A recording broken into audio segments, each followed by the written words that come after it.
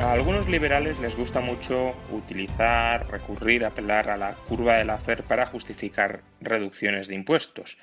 Aparentemente, la curva de Laffer lo que dice es que si bajamos impuestos, aumentará la actividad económica de un país y, fruto de ese incremento de la actividad económica en ese país, aumentará la recaudación, de tal manera que la bajada original de impuestos terminaría autofinanciándose. Es una forma, por tanto, muy sencilla de defender las reducciones fiscales, porque básicamente se está diciendo que una bajada de impuestos no tiene costes ni siquiera en términos de los servicios públicos que se dejan de financiar por el recorte de impuestos, dado que si el recorte de impuestos termina incrementando la recaudación, no solo se puede mantener el nivel de servicios públicos, sino incluso si lo quisiera el Estado incrementarlo. La realidad de la curva de Laffer es que este planteamiento no es ni mucho menos tan simple, porque aún cuando la curva se acierta, lo que indica la curva es que existe un punto de máxima recaudación. Por consiguiente, si estamos a la derecha de ese máximo de recaudación, es decir, si el tipo impositivo medio de un país es mayor que el máximo, cualquier reducción del tipo impositivo sí incrementará la recaudación.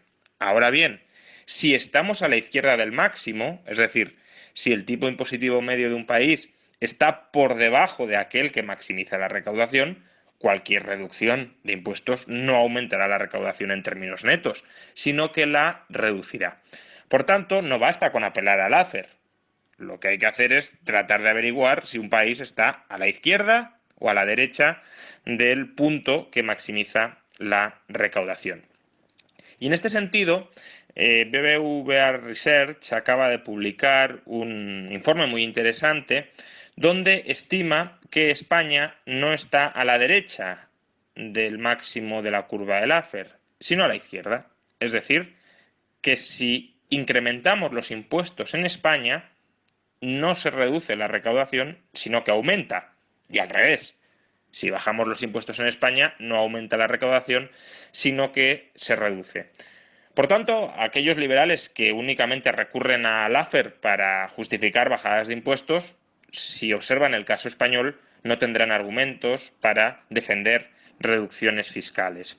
En realidad, las bajadas de impuestos hay que defenderlas, primero por una cuestión meramente moral, y es que robar está mal, y también lo está cuando el robo cuenta con el aval del sector público, y segundo, porque aun cuando los incrementos de impuestos aumenten la recaudación, eso no significa que no tenga otros costes económicos que debamos tener en cuenta.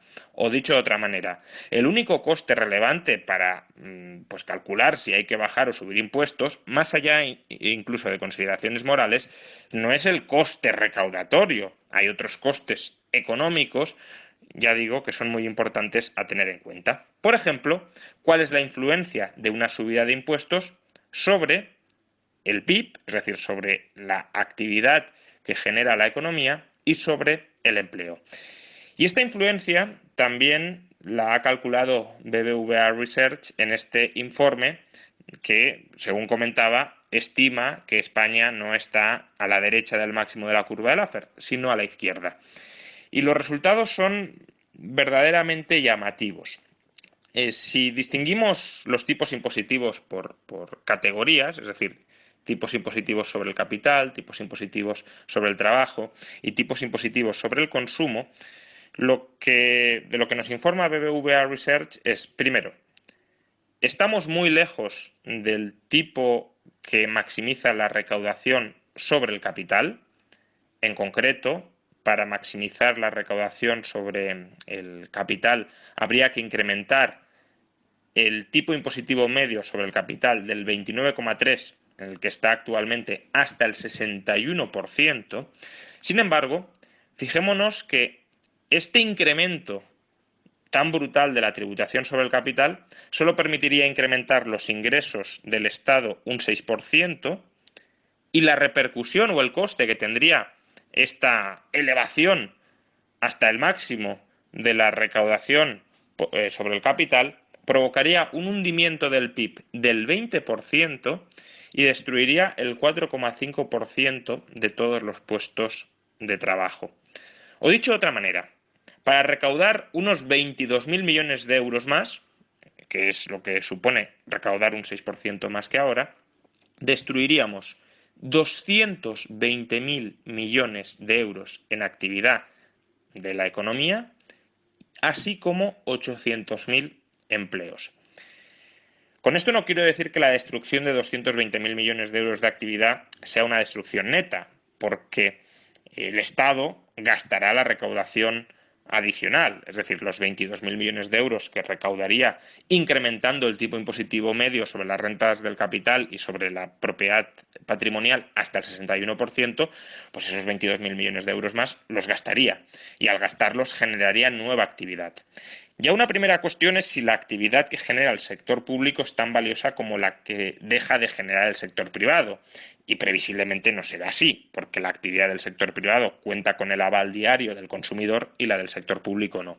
Pero incluso aunque no nos planteemos la cuestión de qué actividad es más útil para el ciudadano, sino que simplemente cuantifiquemos la magnitud de esa actividad, fijémonos, para recaudar, repito, 22.000 millones de euros, se destruyen 220.000. Es decir, a menos que el Estado sea capaz de, gastando 22.000 millones de euros, generar una actividad adicional o extraordinaria de 220.000 millones, la operación de maximizar la recaudación sobre el capital provocaría una destrucción neta de riqueza en el sector privado de la economía y en general en el conjunto de la economía.